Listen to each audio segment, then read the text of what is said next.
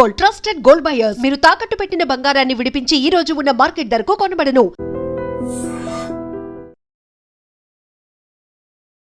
నమస్కారం హరీష్ నమస్తే గారు, అండి. ఎలా ఉన్నారు? ఆల్ గుడ్ అండి, బాగున్నారా? యా.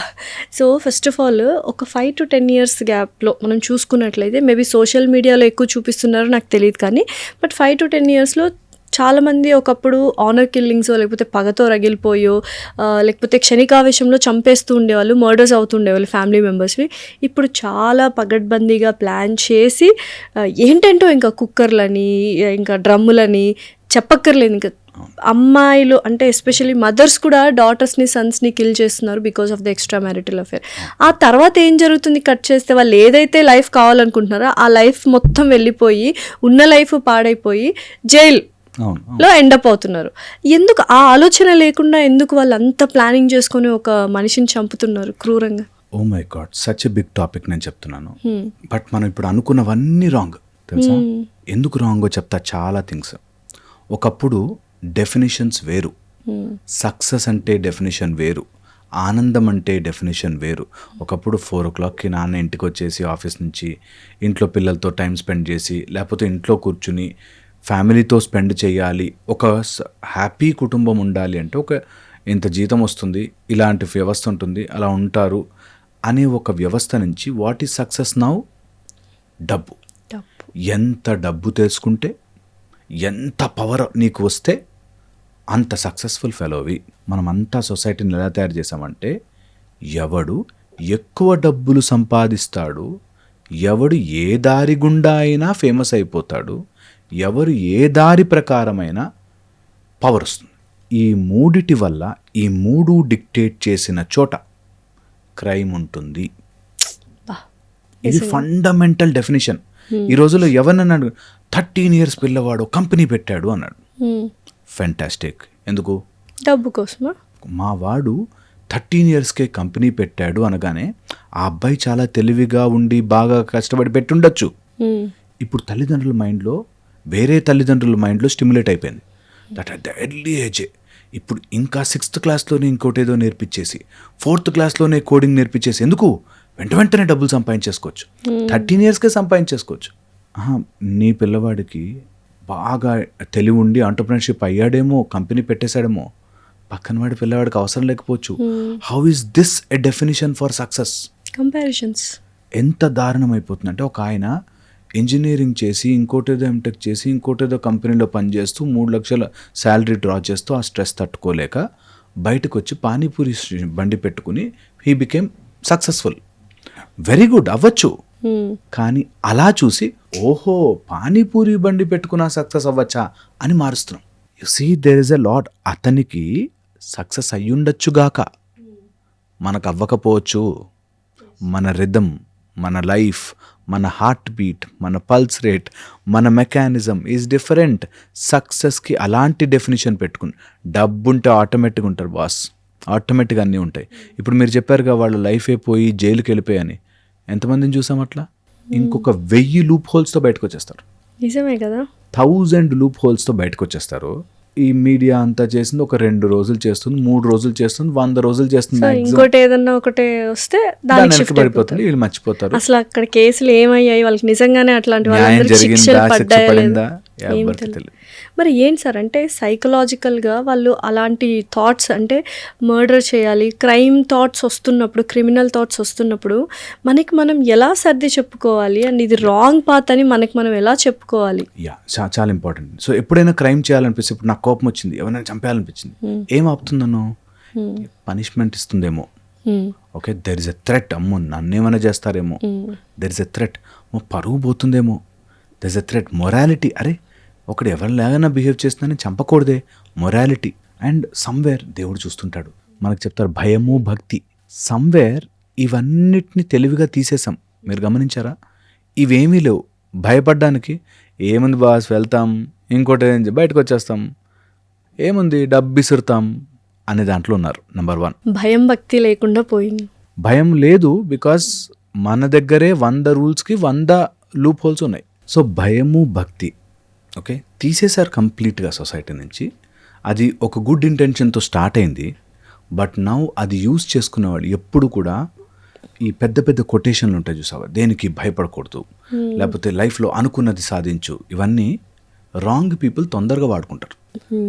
పరువు గురించి ఆలోచిస్తూ బతకలేవరా, జీవితంలో ముందుకెళ్ళు అన్నాం అనుకో, అది పాజిటివ్ ఇంటెన్షన్తో, దట్ ఎవడో ఏదో అనుకుంటాడని ఎన్ని రోజులు బతుకుతావు, హాయిగా హ్యాపీగా ఉండు. ఇది పాజిటివ్ పీపుల్ అర్థం చేసుకోరు తొందరగా. నెగిటివ్ పర్సన్ నేను ఏదోటి మోసం చేసేసినా ఏమని పరువు 4 రోజులు మాట్లాడుకుంటారు అనే దాంట్లో ఉన్నారు. They are taking wrong definitions at wrong spot. అందుకని 1000 కోట్లు అప్పు చేసేయి పారిపో. వాడి తర్వాత ఇంకెందులో ఏదైనా చెప్పినా కూడా చాలా గొప్ప విషయం చెప్పారు.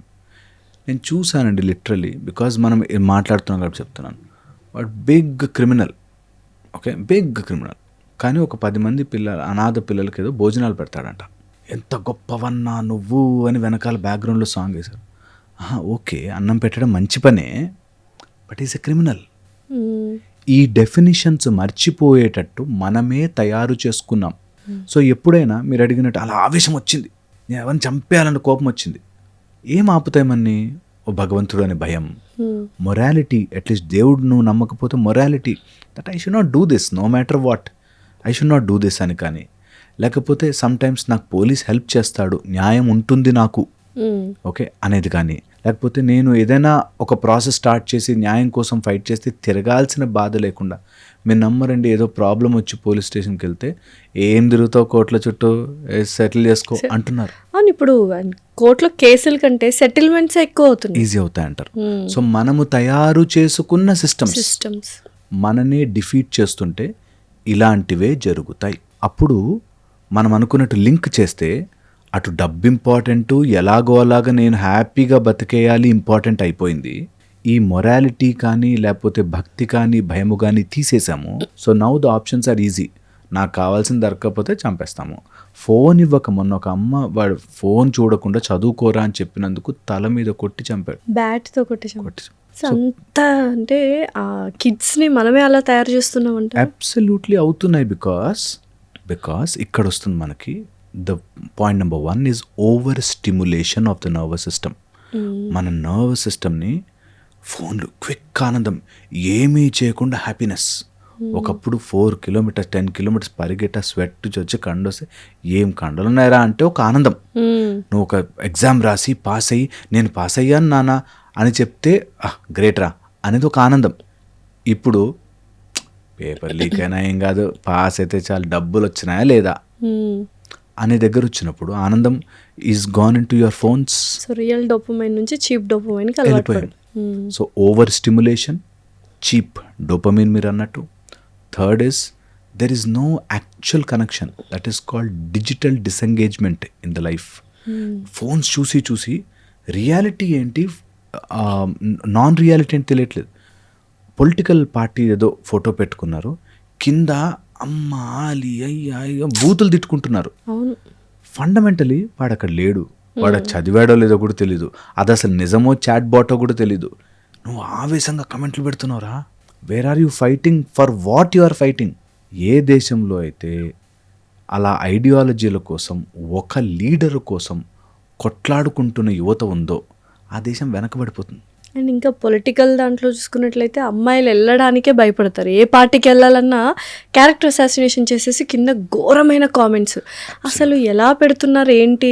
అబ్సల్యూట్లీ. నాకు వండర్ పాయింట్ ఏమనిపిస్తుంది అంటే, అలాగ బూతు మాట్లాడేవాడికి ఏ భయం ఇచ్చాం మనం? అలా కింద ఇష్టం వచ్చిన బూతు, నిన్ను అలా చేస్తా, ఇలా చేస్తా, రేప్ చేస్తా, ఇది చేస్తా అని అంటున్న వాడిని ఏం భయం పెట్టగలిగాం మనం? ఏం చేయగలుగుతున్నాం? అలాంటి నీకు ఒపీనియన్ డిఫరెన్స్ ఉండొచ్చు, you can express it for sure, కానీ ఎలా చెప్తున్నాం? నిజంగా భయం వేస్తుంది. దట్ నిజంగా అలాంటి పీపుల్ బయటకు వస్తే, అలాంటి పీపుల్ బయట వాళ్ళ ఫేసెస్ చూస్తే ఎలా ఉంటారు? Imagine such people walking in our society where we have kids. Next generation అంతా కూడా అలా మనము చేతులారా స్పాయిల్ చేసుకుంటున్నాం. అబ్యూజివ్ లాంగ్వేజ్, కమెంట్స్లో వచ్చే comments, worst comments. And these థింగ్స్ని ఎప్పుడూ ఏ రోజు కూడా మనం అరే అలా ఇలా మాట్లాడతాం మనం, దట్ ఈస్ రాంగ్. ఆమె ఏమైనా చేసి ఉండొచ్చు కాక, you have a method to say this is not right. If it is not relevant to you, నీకు అవసరమే లేదు, ఎందుకు కామెంట్ చేయాలి? ఒకవేళ అలా ఏదైనా రాంగ్గా కనిపించిందంటే they have a process. You can report it, you can say I don't like this video, you can say this is not the right point. Or you are saying false or your అబద్ధాలు చెప్తున్నావు అని అన్ని అనొచ్చు కానీ- opinion చెప్పచ్చు కానీ బూతులు దానికి వాళ్ళ అమ్మని వాళ్ళ అయ్యని లాగి అండ్ దాట్ మనం పొలిటికల్గా కరెక్ట్ చేసాం. పొలిటికల్గా ఎలా ఆవేశంగా కరెక్ట్ చేసాం. ఎవడెవడు పచ్చి బూతులు ఎక్కువగా తిట్టగలడో వాడు ఎక్కువ లీడర్, పెద్ద లీడర్. ఇప్పుడు అదే అవుతుంది కానీ అంటే రెండు అని కాదు, ఏ పొలిటికల్ పార్టీలోనా కొంతమంది ఉంటారు అంటే అప్కమింగ్ అవ్వాలి అన్న వాళ్ళు ఎన్ని బూతులు తిడితే అవతల పార్టీ వాళ్ళని వీళ్ళు ఇంత హైప్ వచ్చేస్తారు అనమాట. అబ్సల్యూట్లీ నేను అసలు అలాంటి వాళ్ళని ఎంకరేజ్ చేయకూడదు లీడర్స్. అసలు నేను ఆశ్చర్యపోతాను దట్ అలాంటి వాళ్ళు నిన్ను బాగా చూసుకుంటారు, నిన్ను ఏలుతారు అని చెప్పి నీ నెత్తి మీద అంత పెద్ద పొజిషన్లో ఎలా పెట్టుకుంటున్నాము ఈజ్ ద ఫండమెంటల్ రియాలిటీ. అది ఎవరైనా కావచ్చు, any party for that matter. ఇలా ఈ సిస్టమ్ కంటిన్యూ అయితే ఇప్పుడు మన పిల్లలు ఎవరైతే ఉన్నారో వాళ్ళకి ఎటువంటి సైకలాజికల్ డిజార్డర్స్ అనే చెప్పొచ్చు. సైకలాజికల్ స్ట్రెస్ వస్తుంది, కొంతమంది విక్టిమ్స్ అయిపోతారు, కొంతమంది కల్ప్రిట్స్ అవుతారు. సో గాడ్ నేను చెప్తున్నాను కదా, ఇది ఆల్రెడీ చూస్తున్నాం. ఆల్రెడీ పిల్లల్ని కొత్త కొత్త రకరకాల పేర్ల వ్యాధులతో చూస్తున్నాము.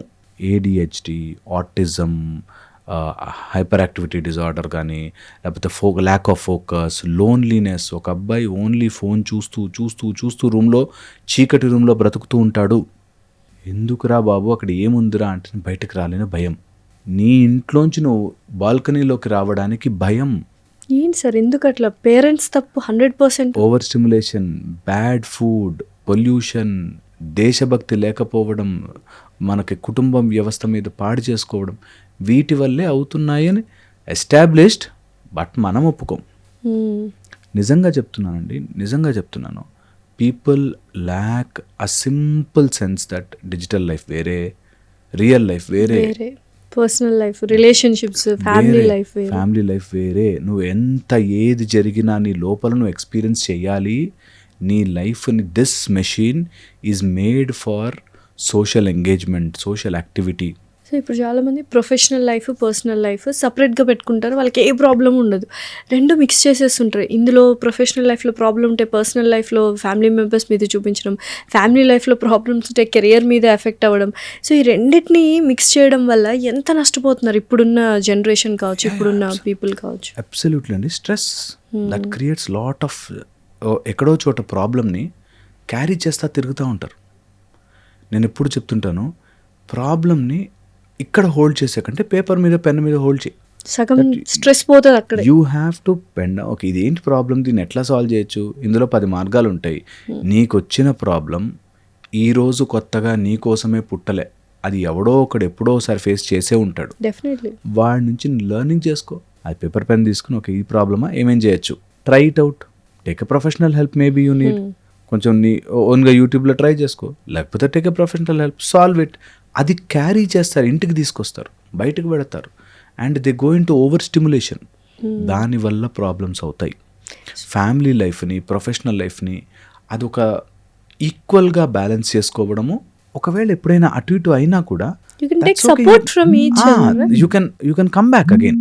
ఎప్పుడైనా కోపం వచ్చింది ఇంట్లో అరిచేసంకో, గో సే సారీ, ఏమవుతుంది. సో మనం ప్రొఫెషనల్ లైఫ్, పర్సనల్ లైఫ్ సపరేట్గా పెట్టుకోవడమే చాలా కరెక్ట్. అండ్ ఈ జనరేషన్లో అంటే ఎథిక్స్ ఉన్నాయా, మోరల్స్ ఉన్నాయా, వాల్యూస్ ఉన్నాయంటే అసలు రిలేషన్షిప్స్కి కూడా ఏ వాల్యూ లేకుండా పోతుంది. ఎందుకు సార్ ఇదంతా ఎందుకు? అండ్ ఎప్పటిదాకా ఉంటుంది ఇది? మళ్ళీ రివర్ట్ బ్యాక్ అవుతామా పాతకాలంలో లాగా, ఓల్డ్ ఈజ్ గోల్డ్ అన్నట్టుగా? నేను ఈ రిలేషన్షిప్ ఇష్యూస్ కానీ ఇట్లా వచ్చినప్పుడు దాని ఫండమెంటల్ కోర్కి వెళితే again it comes to same point. నా మనసుకి నచ్చినది చెయ్యాలి, నా మనసుకు నచ్చినట్టుగా వాళ్ళు ఉండాలి, వాళ్ళు నా మనసుకు నచ్చినట్టుగా లేకపోతే నేను తట్టుకోలేను, లేదా నేను కొన్ని రోజులు త్యాగం చేసి బతికేశాను, ఇప్పుడు ఇంకా చేయలేను. ఈ ప్యాటర్న్లోనే ఉంటుంది. అంతే.